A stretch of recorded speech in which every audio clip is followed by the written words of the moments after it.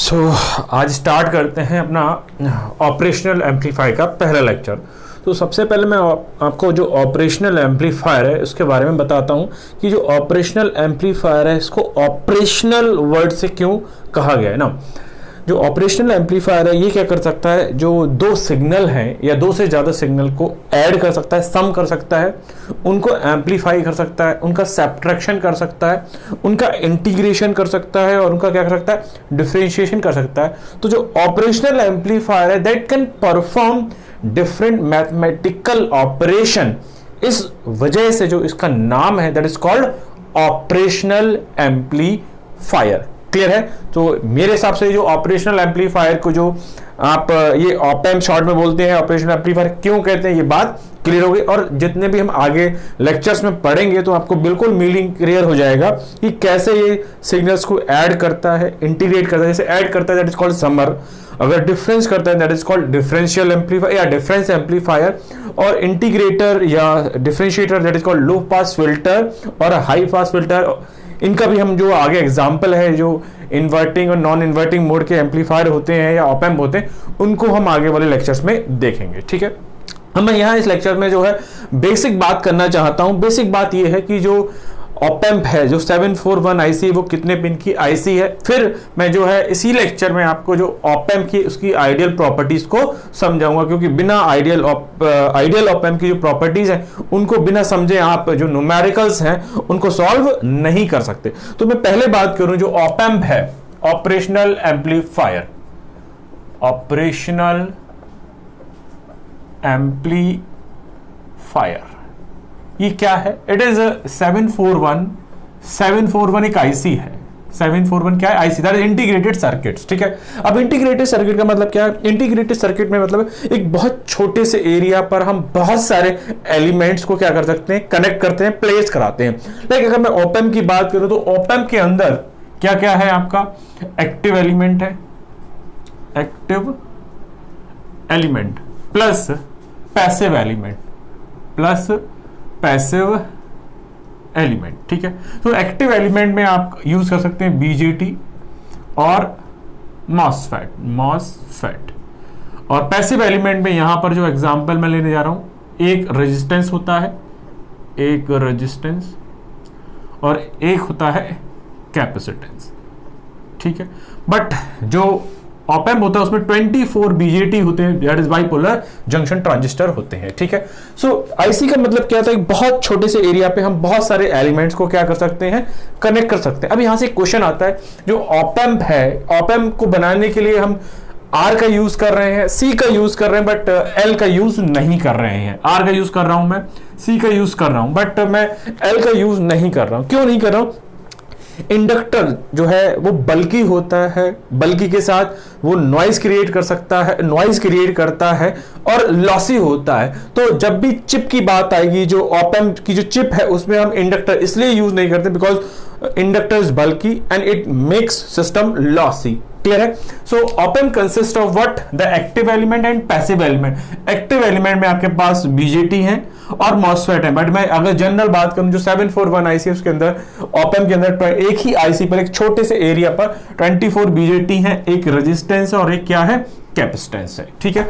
Now ये जो है एक 8 पिन आईसी है, 8 पिन आईसी है, 8 पिन आईसी। अब 8 पिन का मतलब क्या है देखिएगा यहां पर। तो मैं आपको कैसे बुक्स में डायग्राम बनते हैं वो समझाता हूं। सो 1 2 3 4 5, इट इज 5 6 7 8। नाउ जो पहली पिन है दैट इज कॉल्ड बैलेंस, इसी को कुछ बुक्स में मिलेगा आपको नल ऑफसेट। दूसरी पिन जो है वो कौन सी है, इन्वर्टिंग इनपुट। तीसरी जो पिन है वो है नॉन इन्वर्टिंग इनपुट की है। जो फोर्थ पिन है वो है positive supply, positive external supply, that is called biasing supply.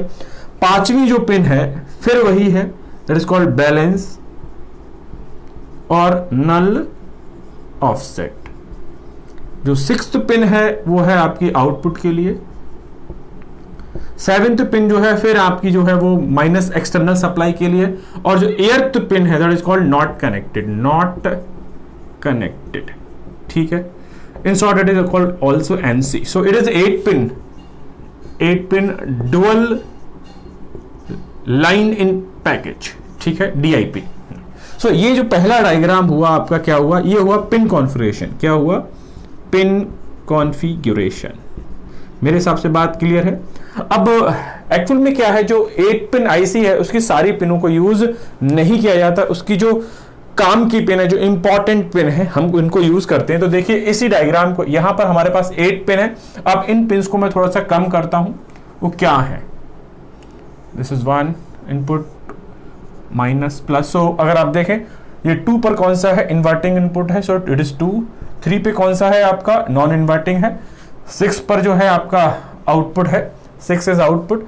और ये रही आपकी एक्सटर्नल और biasing supply. This is called plus VCC and it is minus VCC. ठीक है, सो जो plus VCC that is called 4 and then the negative VCC is called 7.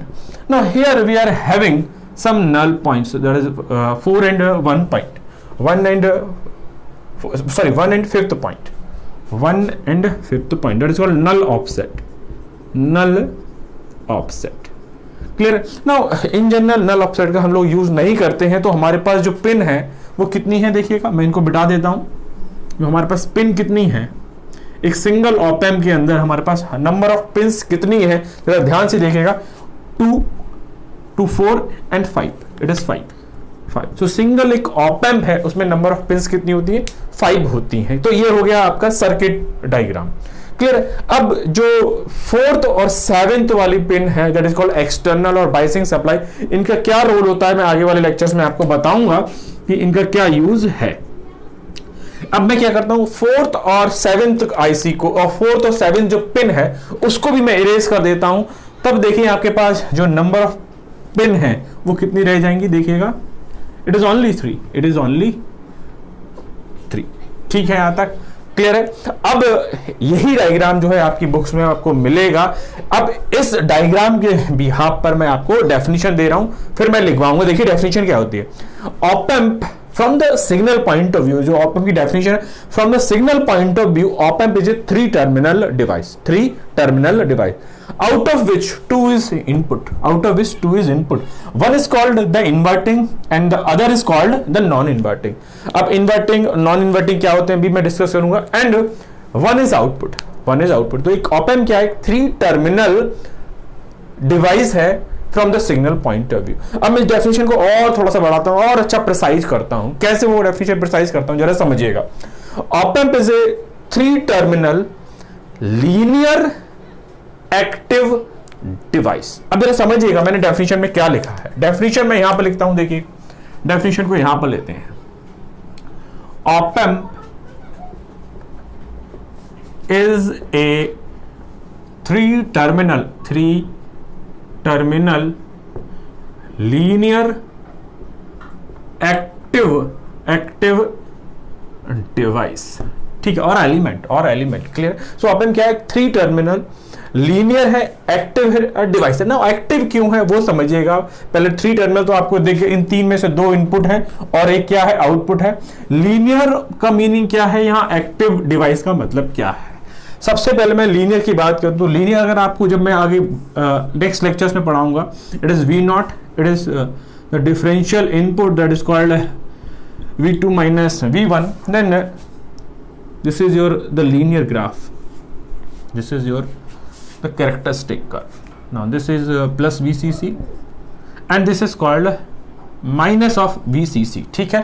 so जो हमारा op amp है, this works in this zone, this op amp works in this zone, that's why this is called the linear element. Clear है. अब मैं आगे बात करता हूं एक्टिव क्या है. एक्टिव को समझाने के लिए देखिए क्या है.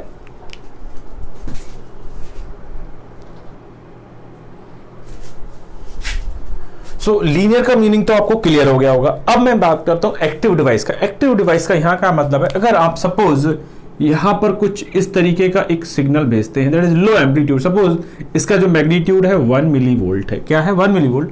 Then the op amp can amplify this signal into the 10 millivolt. Clear है. That's why this is called active element. अब ऑप एम्प जो है एक्टिव एलिमेंट कैसे बिहेव करता है, ऑप एम्प के पास जो एक्सटर्नल सप्लाईज होती हैं that is called biasing supply, उनकी हेल्प से जो ऑप एम्प है एक वीक सिग्नल को एक हाई मैग्नीट्यूड के सिग्नल में क्या करता है, एम्पलीफाई करता है। और इलेक्ट्रॉनिक्स में अगर आप एक्टिव एलिमेंट की डेफिनेशन पढ़ें, the element which can amplify the magnitude of input signal with respect to output, that is called the active element। और इलेक्ट्रिकल में अगर हम बात करते हैं तो एक्टिव एलिमेंट की क्या डेफिनेशन है, the element which can generate the energy or the element which are having the capability of generating the energy like the voltage source, current source, generator, solar panel, BJT, op amp, MOSFET, different example हैं आपके पास। Clear है मेरी बात? ये जो है आपका जो ऑप एम्प है वो कैसा एलिमेंट है, एक एक्टिव एलिमेंट है। क्लियर है? बेसिक डेफिनेशन समझ में आ गई। ऑप एम्प के पास मैं अगर बात करूं 5 पिन मेन है। पहली पिन जो है वो कौन सी है, इन्वर्टिंग इनपुट। दूसरे नंबर की जो तीसरे नंबर की इनपुट है, जो इनपुट पिन है that is called non inverting input. 6th number वो है आउटपुट। और अगर मैं नेक्स्ट पिन की बात करूं तो 4th पे कौन सा लगा होता है, प्लस VCC। और जो 7th है उस पे क्या लगा होता है, माइनस VCC। अब मैं बात करता हूं जो सेकंड इनपुट है। सेकंड इनपुट पर अगर आप सेकंड इनपुट पर सिर्फ इनपुट लगा रहे हैं तब आउटपुट कुछ आपका इस तरीके से आएगा, लाइक दैट। क्लियर है? ये आपका इनपुट हुआ और ये क्या हुआ आपका आउट। इनपुट और आउटपुट में कितने डिग्री का फेज शिफ्ट है, 180 डिग्री का फेज शिफ्ट है। दैट मींस जो आउटपुट आएगा वो नेगेटिव आएगा। If you are applying the input at the negative terminal, अगर आप इनपुट को जो है नेगेटिव टर्मिनल पे अप्लाई कर रहे हैं, इन्वर्टिंग टर्मिनल पे अप्लाई कर रहे हैं, देन आउटपुट में नेगेटिव आएगा। इसको बोलते हैं हम कि ये 180 डिग्री फेज शिफ्ट का कॉन्फ़िगरेशन है। सिमिलरली अगर आप जो इनपुट है वो नॉन इन्वर्टिंग इनपुट पर लगाएंगे तो अगर इनपुट इस तरीके से है तो आउटपुट भी उसी में आएगा। तो यहां फेज शिफ्ट क्या होगा, 0 या 360 डिग्री होगा। क्लियर है? तो जो आपका इन्वर्टिंग ऑप एम्प है वो 180 डिग्री फेज शिफ्ट प्रोड्यूस करने के लिए यूज होते हैं, और जो non inverting op amp configuration है वो 0 डिग्री फेज शिफ्ट को प्रोवाइड कराने के लिए यूज होते हैं। क्लियर है? तो ये तो जस्ट बेसिक इंट्रोडक्शन रहा कि ऑप एम्प क्या होते हैं और क्या नहीं होते, कि उनको ऑप एम्प ऑपरेशनल एम्पलीफायर बोला गया। इसकी डेफिनेशन समझ में आ गई। कितनी पिन होती हैं इन जनरल, नॉर्मली जो पिन होती है वो 8 होती हैं, बट काम की जो हमारी पिन होती है 5 होती है। बट अगर सिग्नल पॉइंट ऑफ व्यू से देखे जाए तो हमारे पास सिर्फ 3 ही पिन काम की है, दैट इज कॉल्ड 853। क्लियर है यहां तक? अब मैं आगे बढ़ता हूं, जो ऑप एम्प है उसकी आइडियल प्रॉपर्टीज क्या क्या होती हैं। क्लियर है? आइडियल प्रॉपर्टीज को 1 by 1 डिस्कस करते हैं, डिटेल में डिस्कस करेंगे जिससे आपको मजा आए। बढ़ते हैं आइडियल प्रॉपर्टी की तरफ।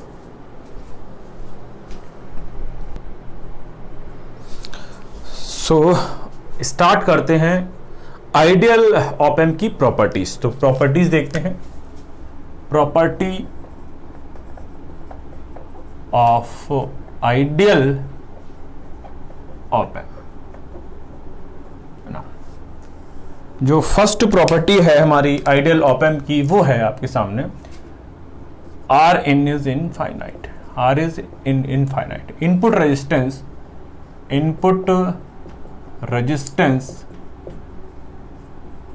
Is infinite. क्लियर है ना? उसका मीनिंग क्या है वो देखते हैं ना। ये रहा आपका सिग्नल पॉइंट ऑफ व्यू से जो हमारा ऑप एम्प है, like it is V1, it is V2, it is I1, it is I2, और मैं इसका नाम दे रहा हूं I0 and this is V0। ठीक है? क्लियर है यहां तक? ना it is your op amp 741 IC। Clear है? अगर हम ओम्स लॉ को अप्लाई करते हैं, I equals to B by R। If input resistance is infinite, then it is infinite. Now something by infinite is 0. Clear है? I1 and I2 that is 0. That means जो हमारा ideal op amp है उसका infinite resistance हमें ये बताता है कि जो ऑप एम्प है आइडियली कोई भी करंट को नहीं लेता है। दूसरी चीज में अगर बात करूं, जो आइडियल ऑप एम्प है उसका इनपुट सर्किट क्या होगा, ओपन सर्किट होगा। तो यहां से मुझे 2 चीजें क्लियर हो रही हैं कि अगर किसी एलिमेंट का इनपुट रेजिस्टेंस इनफाइनाइट है, दैट मींस वो आइडियली कोई करंट को नहीं ले रहा है। क्लियर है? और दूसरा मीनिंग क्या है, उसका जो इक्विवेलेंट सर्किट बनेगा, तो जो इनपुट साइड का सर्किट होगा वो क्या बनेगा, ओपन सर्किट। तो अगर मैं यहां से 2 चीजें निकालूं, input current that is input current input current is 0। Clear है यहां तक? और दूसरी चीज क्या मिलती है यहां से, input circuit is open circuit. Hope so ये बात क्लियर होगी। जब मैं इसका इक्विवेलेंट डायग्राम बनाऊंगा तो और आपको ये क्लियर हो जाएगा। ठीक है। नाउ सेकंड प्रॉपर्टी की अगर मैं बात करता हूं, infinite differential gain, infinite differential gain. ठीक है यहां तक? Now that is AD is infinite. What is meaning of the differential gain infinite देखते हैं, समझिएगा। नाउ अगर हम बात करें गेन, हमारे पास एक्चुअल में तो है वो 4 तरीके के होते हैं, करंट गेन, वोल्टेज गेन और पावर गेन। बट मैं यहां पर जो है वोल्टेज गेन को लिख रहा हूं। So voltage gain is the ratio of output upon the input. But in case of op-amp the gain is differential. Because why differential? Because input जो op-amp है उसके इनपुट पर हम डिफरेंस ऑफ इनपुट क्या करते हैं, देते हैं। उस डिफरेंस ऑफ इनपुट को जो op-amp है क्या करता है, एम्पलीफाई करता है। That's why I am calling it is differential gain. ठीक है। So differential gain equals to output upon the differential input. Now differential input is what, V2 minus V1, but it is what, infinite. Let me take it. So V2 minus V1 equals to V0 upon AD. Now differential gain कितना है मेरा, infinite है, इसको यहाँ मैं put करता हूँ, V0 upon infinite. Now something by infinite, that is called 0, 0. Clear है? So V2 minus V1 equals to 0. So V1 equals to V2. Clear है? What is the meaning of that thing? This is called the virtual short concept. The virtual short concept. Clear है? What is the meaning of that virtual short concept? मैं एक example ले रहा हूं तो आपको थोड़ा सा क्लियर होगा। सपोज ये मैं इन्वर्टिंग इनपुट इन्वर्टिंग op-amp लेता हूं, ये R1 है और ये एक फीडबैक रेजिस्टेंस है, that is called negative feedback resistance, and this is output RF। Now अब जरा ध्यान से समझिएगा, ये रहा आपका V1 और ये ग्राउंड। सपोज ये जो आपका नॉन इन्वर्टिंग टर्मिनल है वो ग्राउंड से कनेक्टेड है, तो इस पॉइंट का वोल्टेज जो है वो 0 वोल्ट हो गया। Now by the virtual short concept V1 equals to V2, that means inverting और जो नॉन इन्वर्टिंग टर्मिनल के वोल्टेजेस हैं वो कैसे रहेंगे, बराबर रहेंगे। That the meaning of this virtual short concept. Now अगर नॉन इन्वर्टिंग टर्मिनल का वोल्टेज 0 है तो इन्वर्टिंग टर्मिनल का वोल्टेज भी क्या है, 0 है। ये बात क्लियर हो गई, बिल्कुल क्लियर हो जानी चाहिए। नाउ अब करंट का क्या रूल है, current will always flow from higher potential to lower because it is at V1 and it is 0। So this is current I1। Now जो op-amp है, op-amp is taking 0 ampere current, op-amp is taking what amount of current, 0 ampere current. This is 0 ampere, this is what, 0 ampere. Now अगर मैं यहां से KCL apply करता हूं, I1 is entering this node and here the current is 0, then the whole current will transfer to the output. पूरी की पूरी जो करंट है वो कहां ट्रांसफर हो जाएगी, आउटपुट पर ट्रांसफर हो जाएगी। नाउ अगर आप यहां पर इस नोड पर KCL लगाना चाहते हैं, और ये भी ध्यान रखिएगा इन जनरल जो op-amp है उसको सॉल्व करने के लिए हम क्या लगाते हैं, KCL। तो मैं यहां पर KCL लगाता हूं, जरा समझिएगा। सो V1 minus 0 upon what, R1। Similarly it is 0 0 minus V0 upon RF equals to 0। Hope so ये बात क्लियर हो गई। Now V1 upon R1 equals to what, अगर मैं इसकी बात करता हूं, सो it is minus it is minus V0 upon RF equals to 0। Clear है? अब यहां पे देखिए एक थोड़ा सा हमने माइन्यूट सी क्या गलती करी, अब आपको समझ में आनी, क्योंकि आपने जो आपका नोडल एनालिसिस है या जो KCL है वो आप क्या कर चुके, भूल चुके। यहां पर जो करंट है वो इनकमिंग है, तो इसको आप ऐसे लिखोगे minus of I1 plus of I0 equals to क्या होगा, 0 होगा। अब आप जब लगाओगे यहां पर ये चीज, तो हमें क्या लिखना पड़ेगा, it is 0 minus something, so it is comes out to be minus, V1 upon R1 equals to minus V0 upon RF। now gain क्या होता है, V0 upon V1 equals to equals to what, V naught upon ये B1 यहाँ ले गया और RF यहाँ जाएगा, so it is minus RF upon R1। ठीक है यहाँ तक। सो ये बात क्लियर हो गई होगी कि कैसे इनपुट रेजिस्टेंस इनफाइनाइट होता है तो इनपुट करंट क्या होगी, जीरो होगी। देन दूसरा मीनिंग क्या था कि जो इनफाइनाइट डिफरेंशियल गेन है उसका मतलब क्या होता है, जो इन्वर्टिंग और जो नॉन इन्वर्टिंग टर्मिनल के वोल्टेजेस हैं वो क्या होते हैं, जीरो होते हैं। ठीक है, यहां तक बात क्लियर हो गई, इसका भी मैंने यूज बता दिया। अब मैं बढ़ता हूं आपकी नेक्स्ट और जो है थर्ड प्रॉपर्टी, देखिए क्या होगी।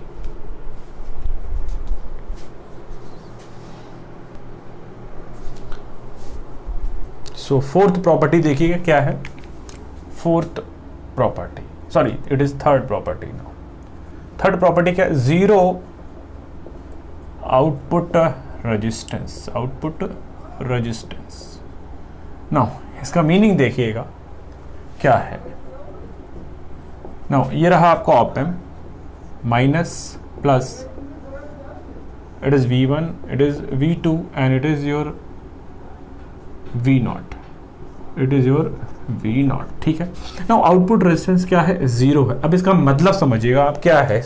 आउटपुट रेजिस्टेंस जीरो का मतलब है it behaves as ideal voltage source. अब मैं इसका मीनिंग समझाता हूं क्या है।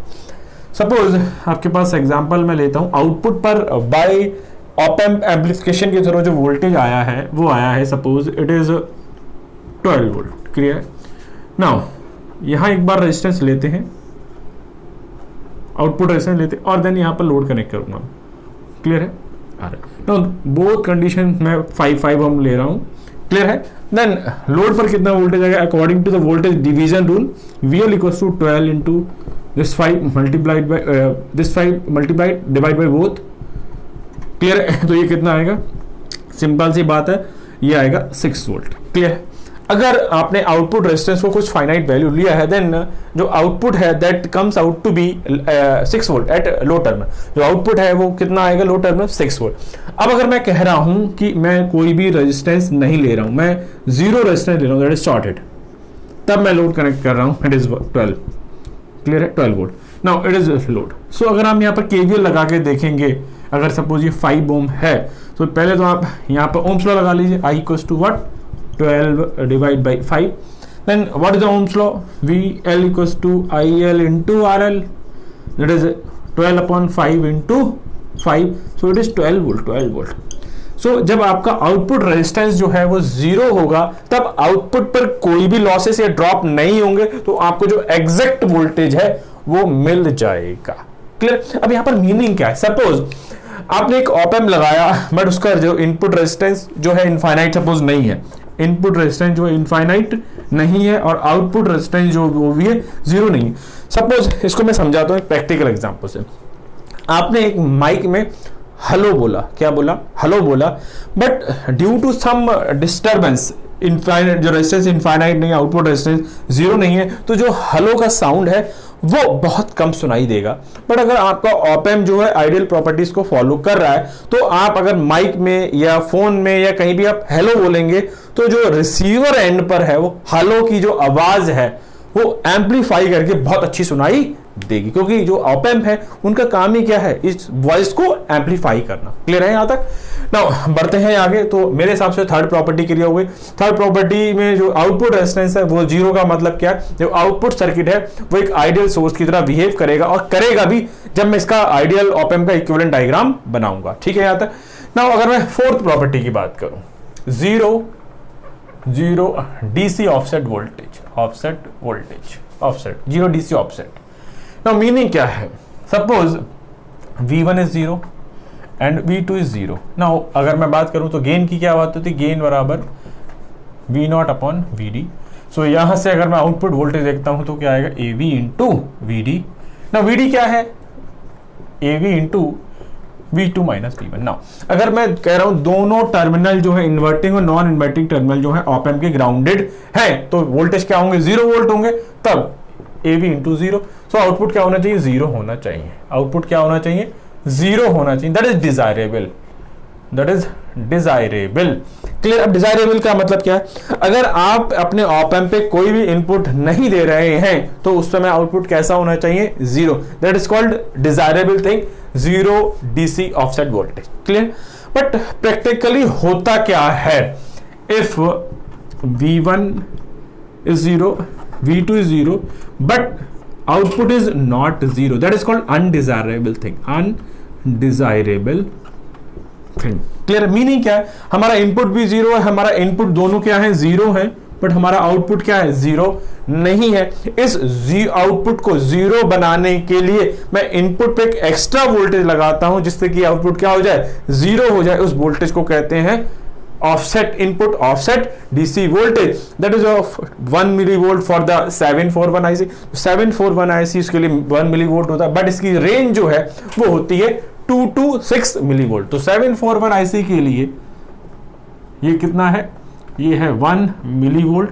बाकी इसकी जो रेंज है वो क्या है भाई? 2 to 6 मिलीवोल्ट। ठीक है आता है। तो जो ऑफसेट वोल्टेज क्लियर हो गया मीनिंग। जब ऑफसेट का मैं अगर सिंपल मीनिंग बताऊं फिर से, क्या हो सकता है? जब आपका इनपुट V1 और V2 जीरो है बट आउटपुट जीरो नहीं है, इस आउटपुट को जीरो करने के लिए हम इनपुट पर एक एक्स्ट्रा वोल्टेज अप्लाई करते हैं जिससे कि ये वोल्टेज क्या हो जाए? जीरो हो जाए। इसको बोलते हैं input offset DC voltage. Clear है? तो आई थिंक आपको जो ये चारों प्रॉपर्टी है वो बहुत अच्छे से क्लियर हो गई। अब मैं फिफ्थ प्रॉपर्टी की तरफ बढ़ता हूं, इनफाइनाइट बैंडविड्थ। तो इसका मतलब क्या है? ऑप एम्प शुड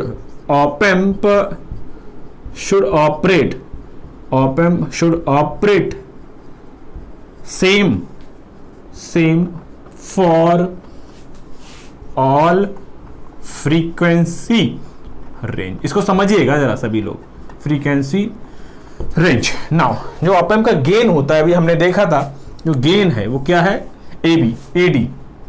अगर मैं गेन और फ्रीक्वेंसी के वर्सेस क्या बनाता हूं? ग्राफ बनाता हूं, तो क्या है? जो आइडियली ऑप एम्प है उसका जो गेन है वो हर फ्रीक्वेंसी पर कैसा रहना चाहिए? सेम रहना चाहिए। मीनिंग क्या है? यहां पर जो एफ है वो है 0 हर्ट्ज, दैट इज डीसी, और यहां पर फ्रीक्वेंसी क्या हो रही? बढ़ रही है। So here F is large. ठीक है यहां तक। ऑप एम्प का जो गेन है आइदर ऑफ जीरो फ्रीक्वेंसी और at very large, it should be constant, so it is ideal op amp. Agree? But due to some practical reason, this gain falls. But क्या कह रहा है ideal op amp में? Op amp should operate same for all frequency. तो मेरे हिसाब से पांचों प्रॉपर्टी अभी तक क्लियर हो गई होंगी। एक दो प्रॉपर्टी और रह गई है और उसको डिस्कस कर लेते हैं। ठीक है यहां तक।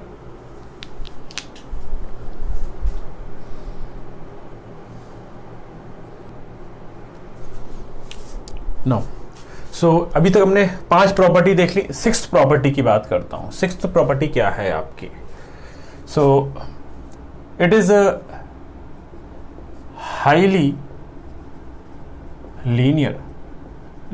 That means op amp should operate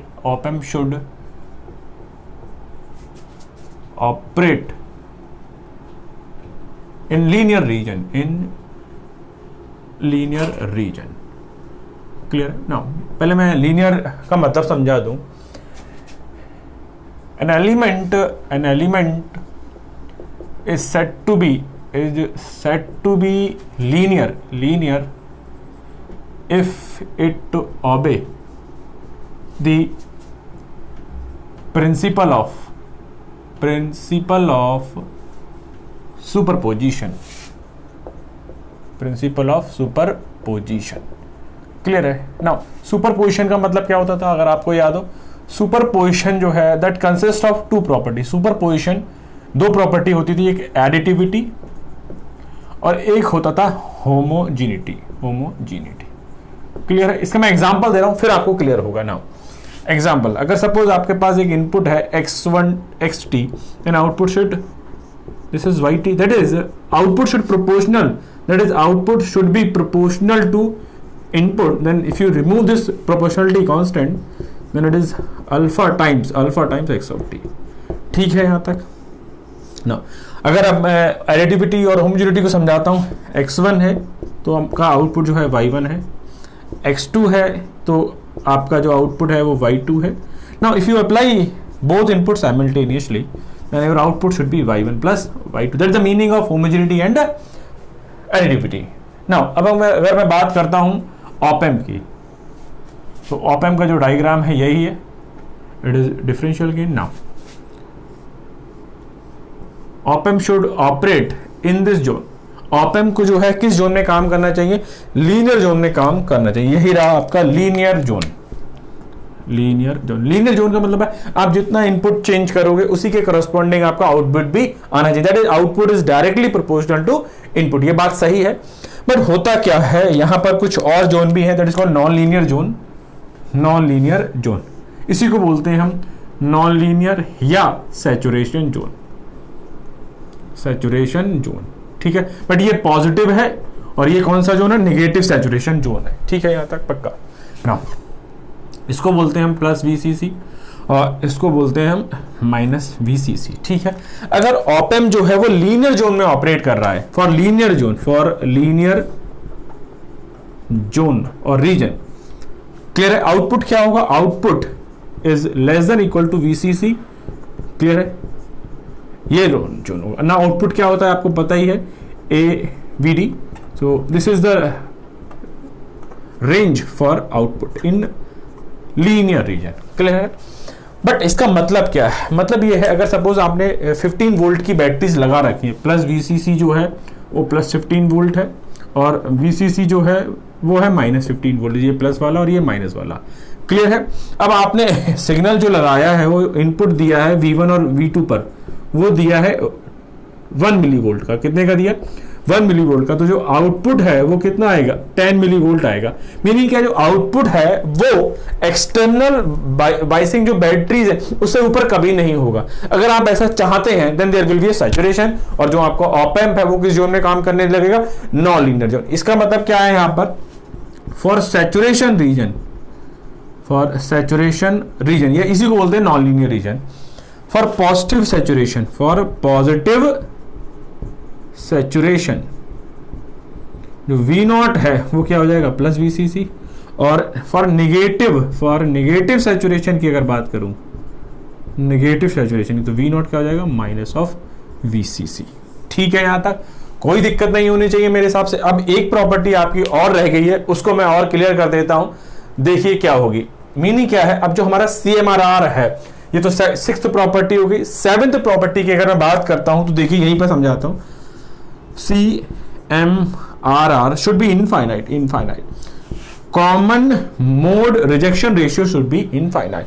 Meaning क्या है, if we apply difference of input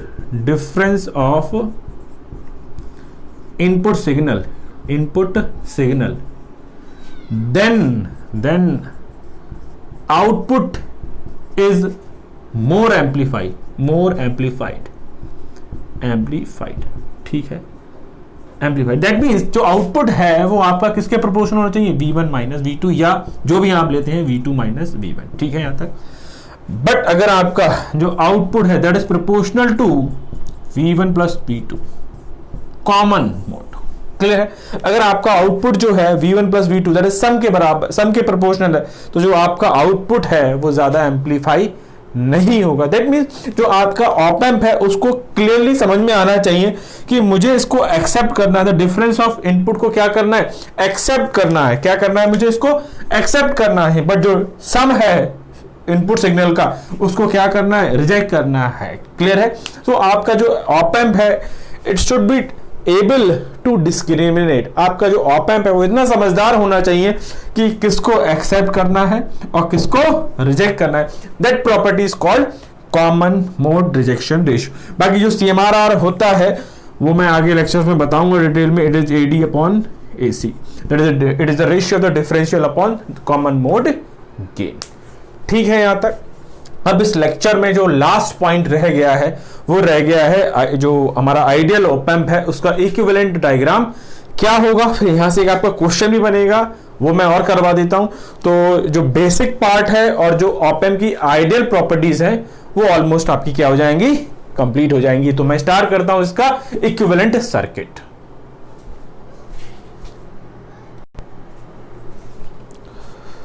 now तो जो हमारा लास्ट पार्ट रह गया उसमें क्या देखना है, इसका equivalent circuit of ideal op amp. जरा समझिएगा इसको भी।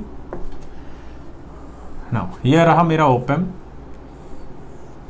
Minus plus, this is your, it is V1, it is V2 and this is your output. ठीक है ना। Now ideally the op amp have zero currents, so currents are zero, 0 ठीक है, and resistance is infinite, so that's why this resistance is infinite, R in is infinite, clear है। now then if we apply the difference of input, हम अगर इस op amp पे difference of input apply करते हैं, then we have the output as V0 is, if you remember, AD, it is AD into VD, यही तो था। So it is plus minus ना। अब मैं इसको यहां से कनेक्ट कर रहा हूं लाइक दिस वे, क्लियर है यहां तक। सो ये रहा आपका AD इंटू VD, क्लियर है। अब यहां पर आप अप्लाई करिए KVL अप्लाई करिए, दिस AD VD माइनस से plus plus, minus of V0 equals to 0, so V0 equals to AD into VD, ठीक है यहां तक। अब चेक कर लीजिए, यहां पर कोई भी ड्रॉप नहीं हो रहा है, तो रेजिस्टेंस कैसा है, 0 है, ठीक है यहां तक। दैट मीन्स ये जो है आपका ओपन सर्किट दिखाई देगा, ओपन सर्किट। ये कैसा दिखाई देगा आपको, शॉर्ट सर्किट, ठीक है यहां तक। तो ये रहा आपका एक आइडियल ऑप एम्प का डायग्राम। अब अगर आपको ये भी नहीं समझ में आता है तो कुछ इस तरीके से भी बना सकते हैं आप डायग्राम, जिनको ये बात समझ में नहीं आती है। सो it is V1, V2, current are 0, current is 0. Now the resistance, because this is open circuit, so resistance is infinite. Now यहां से देखिएगा डायग्राम को, ये रहा आपका plus minus A into VD, मैंने सिंपली लिख दे रहा हूं, और ये रहा आपका आउटपुट, ये रहा आपका आउटपुट। तो चेक कर लीजिए आप, जो आपका ऑप एम्प है उसका इलेक्ट्रिकल इक्विवेलेंट जो सर्किट है वो इस तरीके से है, क्लियर है। सो ये रहा आपका ओपन सर्किट, जो इनपुट है वो कैसे बिहेव कर रहा है, ओपन सर्किट की तरह, क्लियर है। आउटपुट का रेजिस्टेंस कितना है, 0 है। और ये किसका डायग्राम है, it is behaving as ideal voltage source, ideal voltage source, ठीक है। अब यहां से क्वेश्चन ये आता है, op amp is in general which type of source, op amp किस टाइप का एक जनरली सोर्स होता है, क्लियर है यहां तक। सो ऑप एम्प क्या है, अगर आपको यहां से समझ में आता है, op amp is a VCVS का मतलब क्या होता है, जरा समझिएगा। ये एक वोल्टेज कंट्रोल वोल्टेज सोर्स है। क्या है, वोल्टेज कंट्रोल्ड वोल्टेज सोर्स है भाई, ठीक है। कैसे आया जरा समझिएगा ना, कैसे आया उसको भी मैं समझा देता हूं। हमें सिंबल देख के ही समझ में आ जाता है, प्लस माइनस देख के, अगर पोलैरिटी गिवन है तो मुझे ये समझ में आ जाएगा ये वोल्टेज सोर्स है, क्लियर सी बात है, क्लियर है। अब ये डिपेंड किस पे कर रहा है, ये डिपेंड किस पे कर रहा है, वोल्टेज पे कर रहा है, तो वोल्टेज पे डिपेंड कर रहा है। या तो वर्ड डिपेंडेंट लगाइए या वर्ड लगाइए कंट्रोल्ड, क्लियर है। तो voltage controlled voltage source, clear है। तो जो ऑप एम्प है एक वोल्टेज सोर्स की तरह बिहेव करता है, क्लियर है। तो इस लेक्चर में आपने क्या क्या देखा, बेसिक डेफिनेशन देखी, पिन डायग्राम देखिए, कैसे 8 पिन से हम 3 पिन पे ले आए, डेफिनेशन देख ली, क्यों उसको ऑपरेशनल एम्पलीफायर बोला जाता है, और 6 से 7 जो लगभग आपकी प्रॉपर्टी थी वो देखी, और लास्ट में क्या देखा आपने, इसका एक आइडियल ऑप एम्प का एक इलेक्ट्रिकल इक्विवेलेंट डायग्राम देखा, ठीक है। यहां तक मेरे हिसाब से बिल्कुल क्लियर होना चाहिए, कोई डाउट हो तो आप पूछेगा।